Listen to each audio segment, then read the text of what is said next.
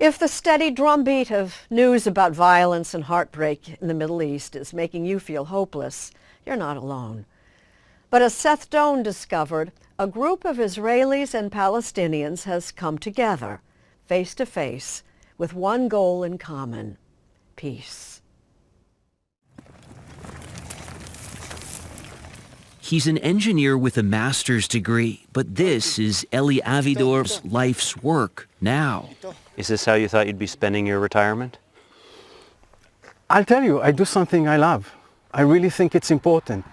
The 73-year-old Israeli drives 3 hours from Tel Aviv every week to accompany Palestinian sheep herders in the West Bank. His real value to them, though, is not as a laborer. You standing here in your jeans and t-shirt, you're a deterrent? I'm a deterrent. I'm a deterrent. You have power simply because of your passport, being Israeli. Sure. He's trying to stop the intimidation from increasingly violent Israeli settlers.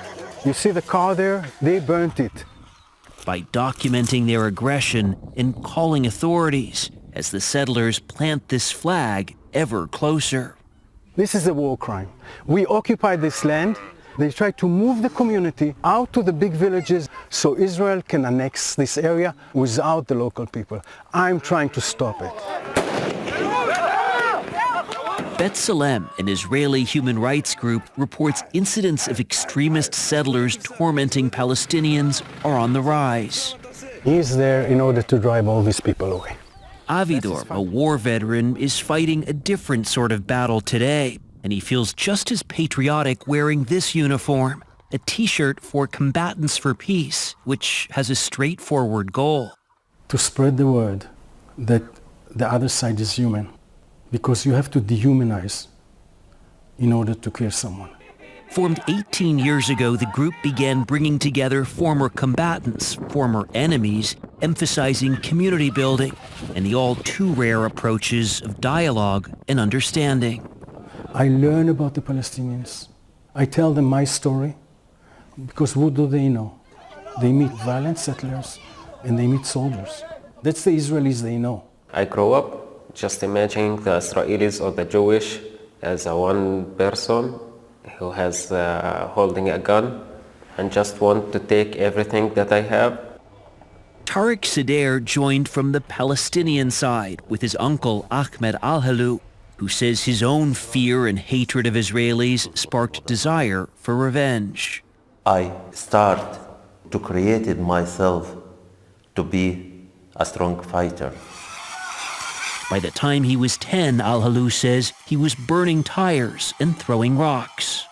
What do you say to foreigners who look at kids throwing rocks, being violent, and say, what a violent culture?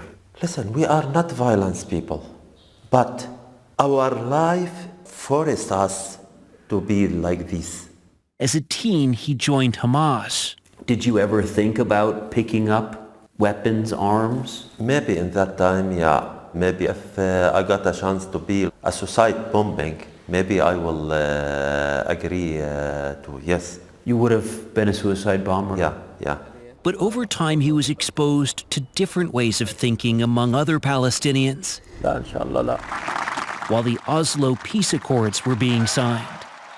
Our goal is to have a state, a Palestinian state. Why do you think Combatants for Peace is the way toward that goal? Because I believe in non-violence way, and I believe it is the only way. Throwing rocks or burning a tire will not do anything, will not fix it. It's just a way just to show your anger. How did your anger play out? It's still like in a small cage inside me. Things that happening in Gaza, like all my bodies keep burning from inside. They tell us they've lost 60 family members in Israel's assault on Gaza, which has killed more than 35,000 Palestinians. The UN figures about half are women and children. How can you continue to want to have these conversations with Israelis? I am sure that there is many Israelis, they against the war, they against the occupation. I'm working with them. You realize that we are both humans. We have the same needs and feelings. So I said, if I go to fight them, they will fight me back. And if I fight them back and they will fight me back, I will fight them back, it will just be only violence. But if we talk to each other, they will hear me and they will feel me, give me empathy. That evening, Israelis joined Palestinians here in the West Bank to watch a ceremony recognizing the Nakba, the displacement of 700,000 Palestinians in 1948 during the creation of the Israeli state. Israeli Norit Badash came from Beersheba. Why make a 2-hour trip to come here? It's like my second family. This is the only place to give me hope. I'd imagine there are a number of Israelis who would say it's a pretty audacious thing for an Israeli to commemorate the Nakba. We are an Israeli-Palestinian group. That's their story. This is our story. We share the stories.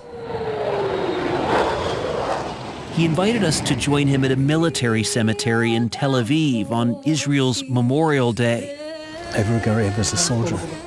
Especially solemn this year in the wake of the October 7th massacre, when 1,200 people were murdered and 251 taken hostage. One of the strongest connections to Israel is through Shuki and through the love of the country. Shuki Viater was his friend and commander, killed during the 1973 Yom Kippur War.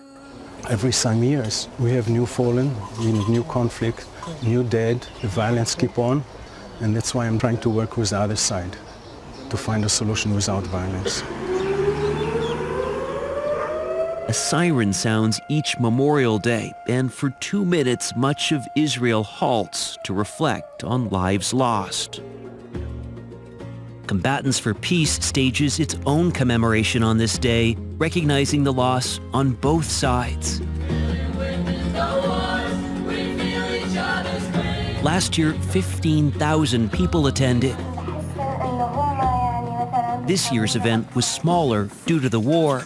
It's like a medicine, these moments. That's where we met Benny, who did not want us to share his last name. He was a soldier in the Israel Defense Forces who had a realization after barging into a Palestinian family's home during a raid. They were not violent. They were just scared. We got out and I was sat behind this big rock and thinking, wow, now I've been the one who caused the trauma. I've been the one who caused the pain. We don't exist for each other. That introspection was part of what pushed him to join this group. That and the realization he did not know much about this parallel world. Growing up, I actually haven't heard the word Palestinians. I didn't know who they are. You're an Israeli. You share the land. We did heard a lot about Arabs are enemies. Syria, it's Lebanon, Palestinians. I had no idea there was millions of people there. How much has October 7th changed the landscape? A lot of new trauma came. Some people lost their faith. Faith in this work. They were so shocked and scared. They felt like, wow, all I did and for what?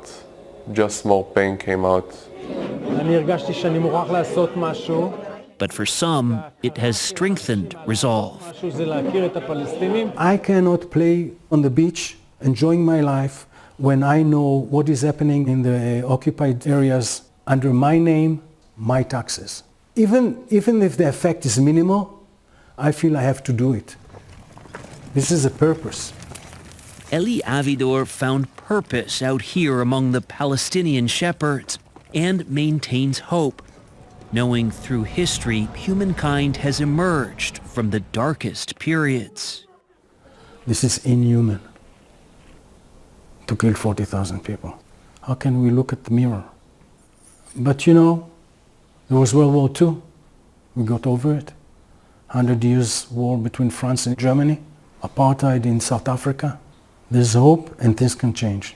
He's found his own practical way of combating injustice with empathy. I'm not doing it for the Palestinians. Has to be clear. My love is to my country, but I know that my country is in a trouble and in pain, and we have to get out of it. And you see the way out is through dialogue with Palestinians. That's exactly it. I really feel strong that I have to do it for my own sake, for my country, for my family, for my people.